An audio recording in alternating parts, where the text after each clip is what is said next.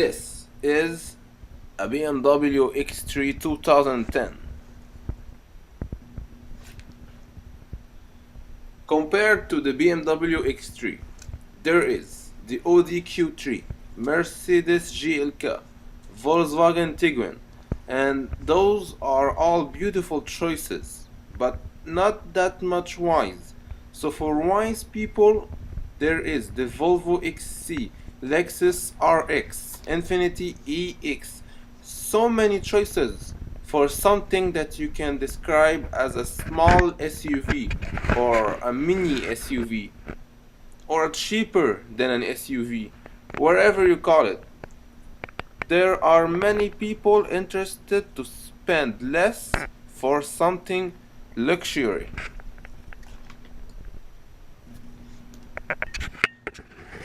My question is, where does the BMW X3 stand in this crowd?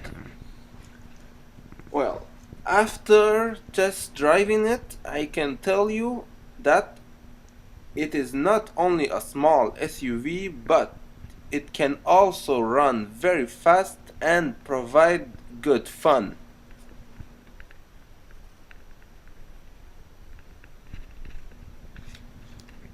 That is not all. The whole car, every piece feels wrapped in a clever way, so much that you feel like the whole car was made from a single piece of steel.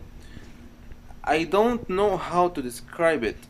It feels like a strong car that will last throughout the years.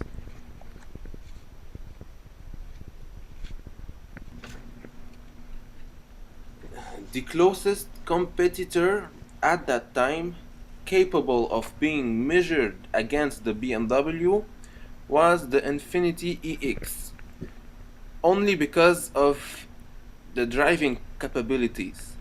But the Infiniti was a bit cheating, because if you look closer to it, you will notice that it's not really an SUV or a small SUV, but more an Infiniti G35 station wagon or a cross-country version.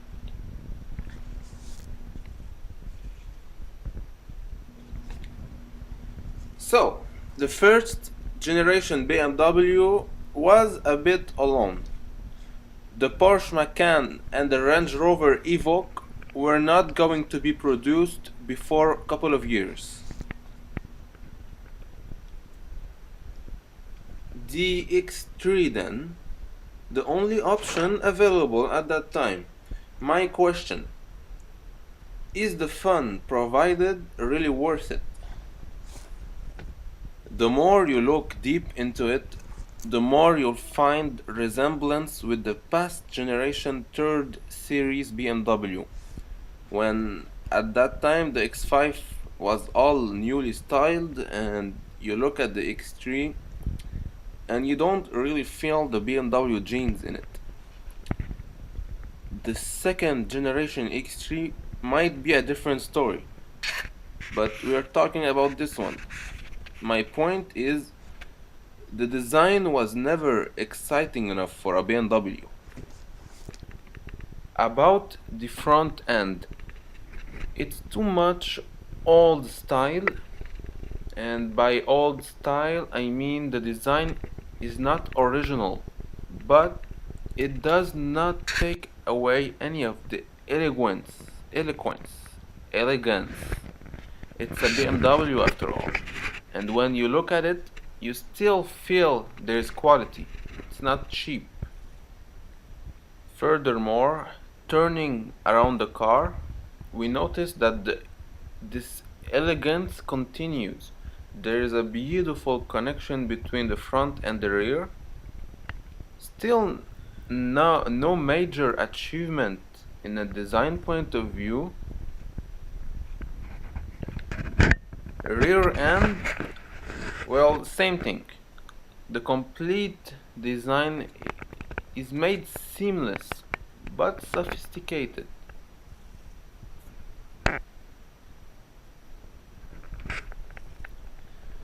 And now I'm thinking, maybe This is the philosophy behind this car, to be sophisticated without any original design, without anything out of the ordinary. Maybe this is what this BMW is meant to be, because even the second generation X3 can be described as such. Anyway, let's investigate furthermore inside. Interior. Looking inside, we notice the nice black leather seats, not electric, but at least they are very easy to understand and use. Next, we notice plastic, lots of plastic, different colors, different shapes, lots and lots of plastic, and they are not all from the quality that you would expect. I feel a commonplace with Hyundai, Toyota, or even Honda. Of course, I am speaking about the interior, about the design and the quality. The seats are a different story. Not because of the leather, but they are comfortable. Funny, you do get the electrical windows as standard option, but you still need to switch the ignition on in order to be able to use the horn. Anyway, the steering wheel is very nice. It's an element that adds up that for that special feeling of sports car. Also, as standard, you get the 6-speed automatic transmission with the manual mode. Speaking about the transmission, let's take a look at the engine.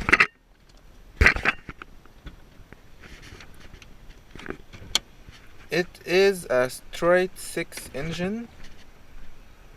The basic model features an engine with 215 horsepower and 185 feet of torque, but this specific model, as tested, is the special version with 260 horsepower, 2025 torque, which means more power, more fun. But don't think that the basic model is a bad car. They both provide enough power to let you, win a race at the red light, for example. Obviously, don't go racing at any red light. What I mean is, you don't need, especially in this case, you don't need the most powerful car, you just need the basic is enough. More than enough. About the transmission, two options are available. The 6-speed automatic, as we just discussed, and a 6-speed manual.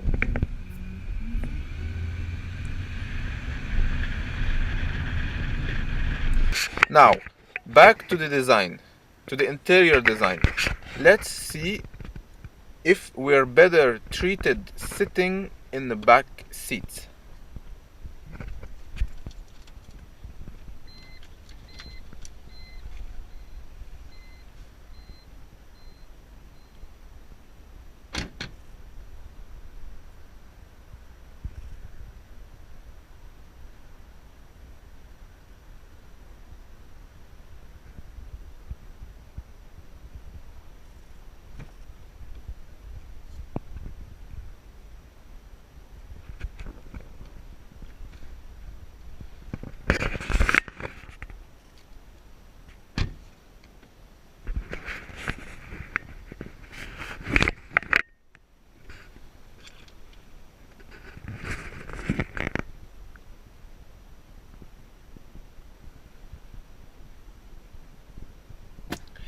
First, we noticed there are not that many options to play with in here.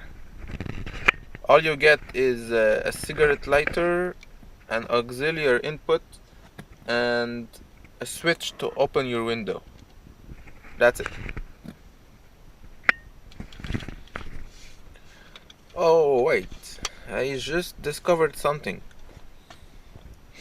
No, false alert. That is only a small hiding place to hide stuff. And 2 cup holders. Let's get out of here.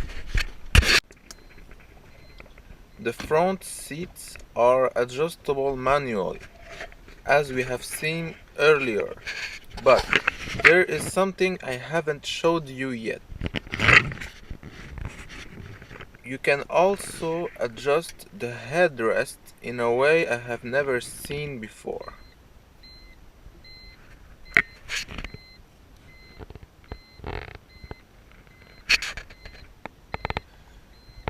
The cargo space is very useful on a daily basis, as I am going to demonstrate with one hand only.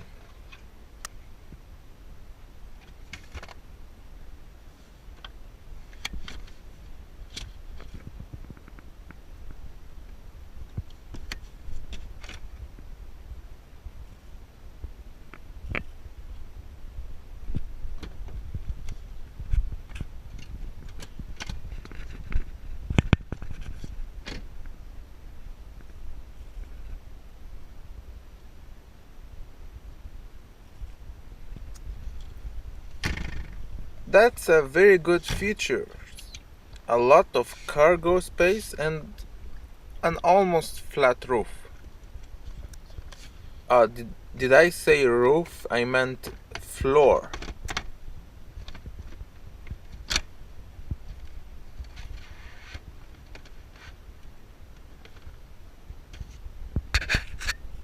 Finally, about the reliability of the BMW X3.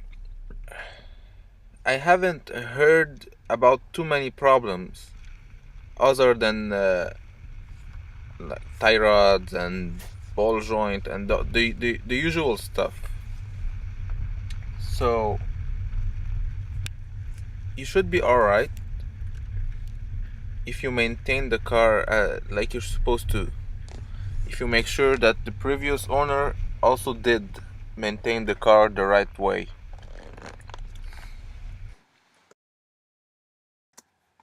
So that's all I have to say about the BMW X3. Thank you for Thank you very much for watching and see you next time.